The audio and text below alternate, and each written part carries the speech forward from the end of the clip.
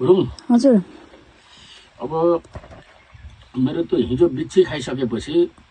खासै टेस्ट त मैले थाहा पाएको छैन हेर हजुर के हो भने बुवा त्यो गुराँसका तिनी गेडा फल्ने हुन्छ नि सेता गेडा त्यो पातका पछाडिपट्टि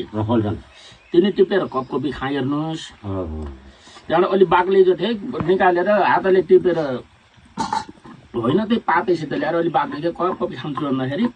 त्यो यस्तै सेताको पछाडिपट्टि एउटा बिच्छी रहेछ हेर्नुहोस्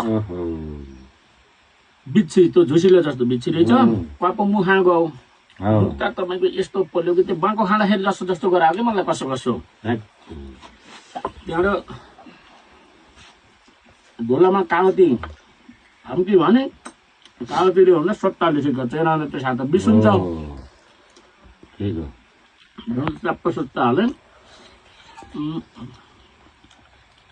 अहिलेसम्म अब त्यो हिजो सिखाएर खायो त के रे आमा नानी फोटो खिचेको चाहिँ आम्ना अलि सक्छ गरम नै भन्नु को बिचारा उता फेरि नभएछ छन् अलि त छन् है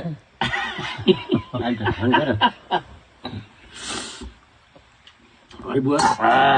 यो ठाउँमा बाघ पनि हुने हो जग्गा हुन्छ बाघ हुन्छ टन्नै हुन्छन् बाघ त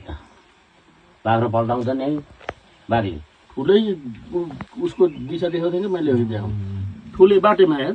खान्छन् कहाँ एकै हिजो हामी त्यो चरा कराएर करेङ र कुरुङ त्यो खोल्सामा झाँटी गनाएको थियो को हो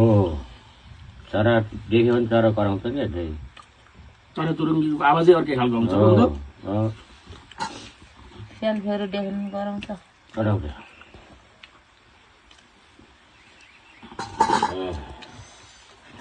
अब अलिअलि भोक त मेट्यो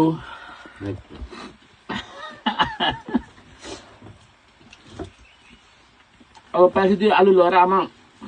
पानी जाने भन्नु छ हो आलु मैले बोक्छु आमा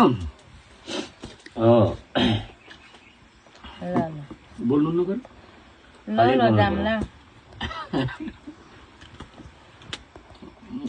आलु र साग साथमा पऱ्यो गएर त्यही गर्ने भाउ भरौँ भयो खा बिचारा थुक्ने छ जाति थुक्नेले गयो अब एउटा फोकेर नुन खुर्सानी मिलाएर राखिदिन्छु बरु मैले पेन नगरेर